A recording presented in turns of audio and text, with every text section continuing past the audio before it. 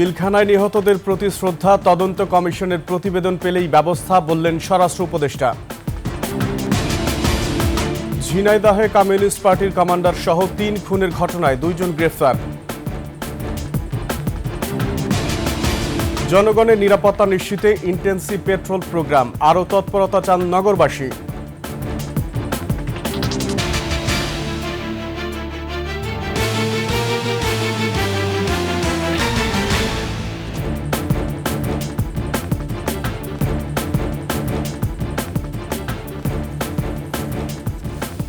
শুনছিলেন সংবাদ শিরোনাম। আমন্ত্রণ ২১ সংবাদের সাথে আছি আমি আকবর হোসেন সুমন।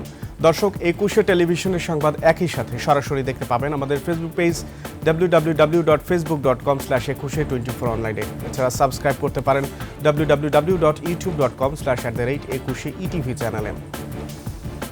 সকালে বনানীর সামরিক কবরস্থানে নিহত সেনা কর্মকর্তাদের কবরে ফুল দিয়ে শ্রদ্ধা নিবেদন করা হয়েছে।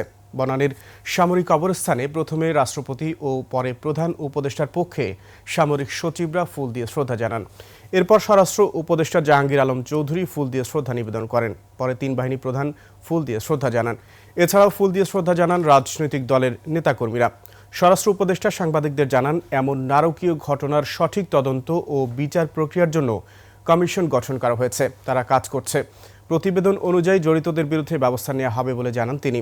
এদিকে প্রথমবারের মতো জাতীয় শহীদ দিবস পালন করতে পারায় রাষ্ট্রকে ধন্যবাদ জানান স্বজনরা।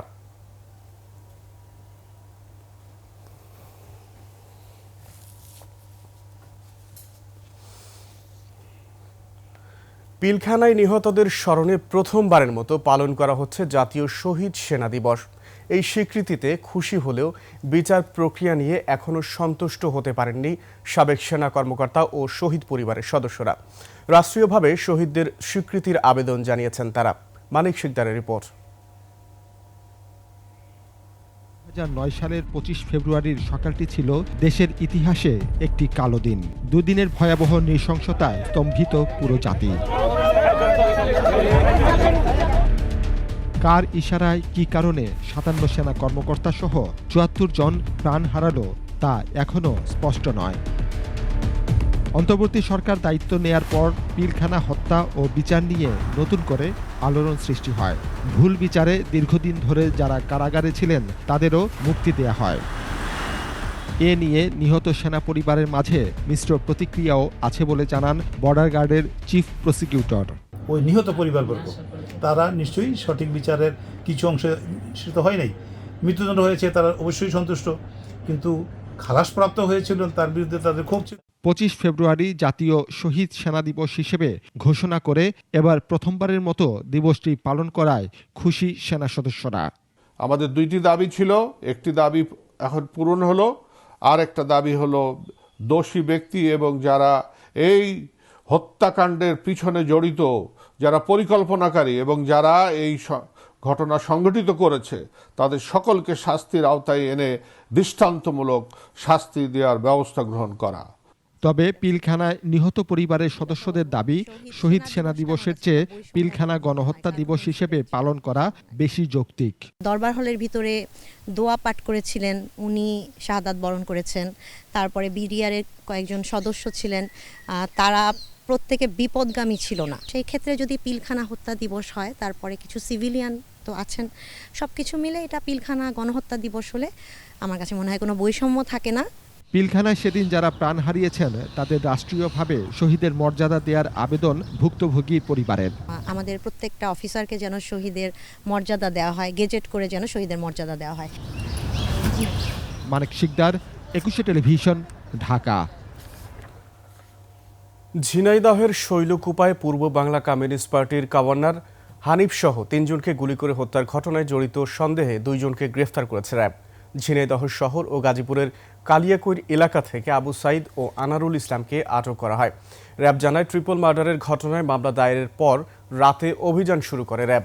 পরে শহরের সার্কিট হাউস এলাকা থেকে আবু সাইদকে ও গাজীপুরের কালিয়াকৈরের সোনাতলা এলাকা থেকে আনারুল ইসলামকে আটক করা হয়। পরে তাদের পুলিশের কাছে সোপর্দ করা হয়। গত শুক্রবার রাতে ঝিনাইদহের শৈলকুপার রামচন্দ্রপুর এলাকায় গুলি করে হত্যা করা হয় নিষিদ্ধ ঘোষিত সংগঠন পূর্ব বাংলা কমিউনিস্ট পার্টির কমান্ডার হানিফ ও তার শ্যালক লিটন ও রাইসুলকে। রাজধানী সহ সারা দেশে শুরু হয়েছে ইন্টেন্সিভ পেট্রোল প্রোগ্রাম। রাজধানীর মোহাম্মদপুর, মিরপুর, ধানমন্ডি ও পুরান ঢাকা সহ প্রতিটি এলাকায় রাতভর চলে অভিযান।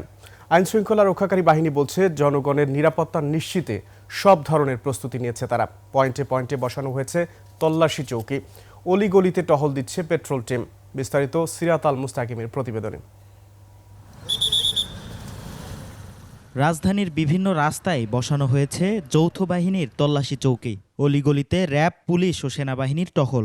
রাজধানীর রাতের এই চিত্রই বলে দিচ্ছে অপারেশন ডেভিল হান্টের পাশাপাশি শুরু হলো ইন্টেন্সিভ পেট্রোল প্রোগ্রাম।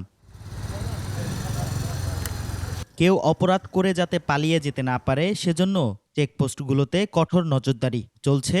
গাড়ি, মোটরসাইকেলের পাশাপাশি অটোরিকশাও তল্লাশি। আইন শৃঙ্খলা বাহিনীর এমন উপস্থিতিকে সাধুবাদ জানান নগরবাসী, তবে প্রয়োজন আরও বেশি তৎপরতা। নিরাপত্তাও দরকার, তো অভিযান হয়েছে আমাদের জন্য ভালো। জিগাতলা থেকে এই পর্যন্ত আসতে যদি চেকপোস্ট একটার জায়গায় 5টা হতো, আমি আরো বেশি খুশি হতাম। চেকপোস্ট বসানো উচিত, সেটা কিছু হওয়ার পর বসানোটা আমাদের একটু দেরি হয়ে গেছে। এখন আমাদের সেটা আগে থেকে, প্রিভেনশন ইজ বেটার দ্যান কিউর। আরো জোরদার করতে হবে, এর তো অবশ্যই গা ঢাকা দিবে। আইন শৃঙ্খলা রক্ষাকারী বাহিনী বলছে, নগরবাসীকে নিরাপত্তা দিতে সব ধরনের প্রস্তুতি নিয়েছে তারা। বিশেষ অভিযানের পাশাপাশি অপরাধীদের ধরতে কাজ চলছে বলেও জানান। আমরা প্রিভেন্টিভ মেজার হিসেবে টহল সহ চেকপোস্ট এইগুলো তো স্থাপন করেছি, পাশাপাশি আমাদের আভিযানিক কার্যক্রম চলমান আছে।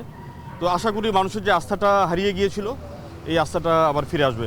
চেকপোস্ট খুবই জরুরি, কারণ এটা একটা মানুষকে একটা মেসেজ দেয়, হ্যাঁ, যারা এই ধরনের কাজগুলো করতে চায় তাদের জন্য একটা মেসেজ যে না, পুলিশ সজাগ আছে, পুলিশ কাজ করছে নগরবাসীর জন্য। সারা দেশে আইন শৃঙ্খলা পরিস্থিতির অবনতি ঘটায় নড়েচড়ে বসে সরকার। এরপরেই র্যাব, পুলিশ ও কাউন্টার টেরোরিজম ইউনিট মিলে শুরু হয় বিশেষ টহল অভিযান, ইন্টেন্সিভ পেট্রোল প্রোগ্রাম।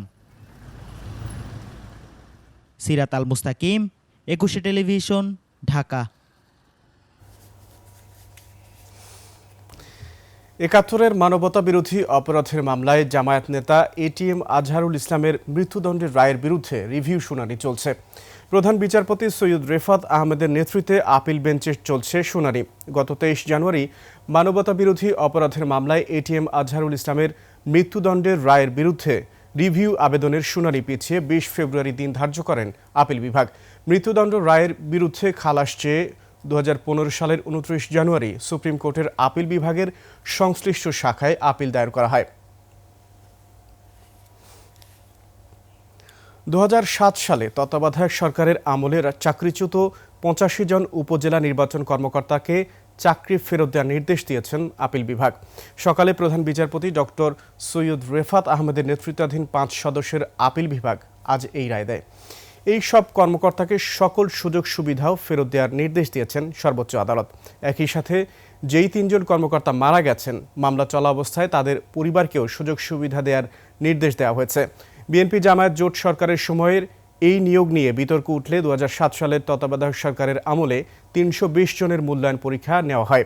তাদের মধ্যে 85 জনকে একই বছরের 3 সেপ্টেম্বর চাকরিচ্যুত করা হয়। বিএনপির ভাইস চেয়ারম্যান ও সাবেক মন্ত্রী আব্দুল্লাহ আল নোমান মারা গেছেন। ইন্না লিল্লাহি ওয়া ইন্না ইলাইহি রাজিউন। তার ব্যক্তিগত সচিব নুরুল আজিম হিরু সংবাদ মাধ্যমকে জানান, ভোর 6টার দিকে রাজধানীর ধানমন্ডির একটি হাসপাতালে মারা যান তিনি। বেশ কিছুদিন ধরেই অসুস্থ ছিলেন আব্দুল্লাহ নোমান। ভোরে হাসপাতালে নেওয়া হলে চিকিৎসক তাকে মৃত ঘোষণা করেন। 1991 সালে চট্টগ্রামের কোতোয়ালি থেকে প্রথম সংসদ সদস্য নির্বাচিত হন নোমান। পরে মৎস্য মন্ত্রণালয়ের দায়িত্ব পালন করেন তিনি। 2001 সালের নির্বাচনে বিজয়ী হওয়ার পর খাদ্যমন্ত্রী ছিলেন আব্দুল্লাহ নোমান। শেষ করছি 21-এর সংবাদ। যাবার আগে সংবাদ শিরোনামগুলো আরও একবার। পিলখানায় নিহতদের প্রতি শ্রদ্ধা, তদন্ত কমিশনের প্রতিবেদন পেলেই ব্যবস্থা, বললেন স্বরাষ্ট্র উপদেষ্টা। ঝিনাইদহে কমিউনিস্ট পার্টির কমান্ডার সহ 3 খুনের ঘটনায় 2 জন গ্রেফতার। জনগণের নিরাপত্তা নিশ্চিতে ইন্টেন্সিভ পেট্রোল প্রোগ্রাম, আরও তৎপরতা চান নগরবাসী।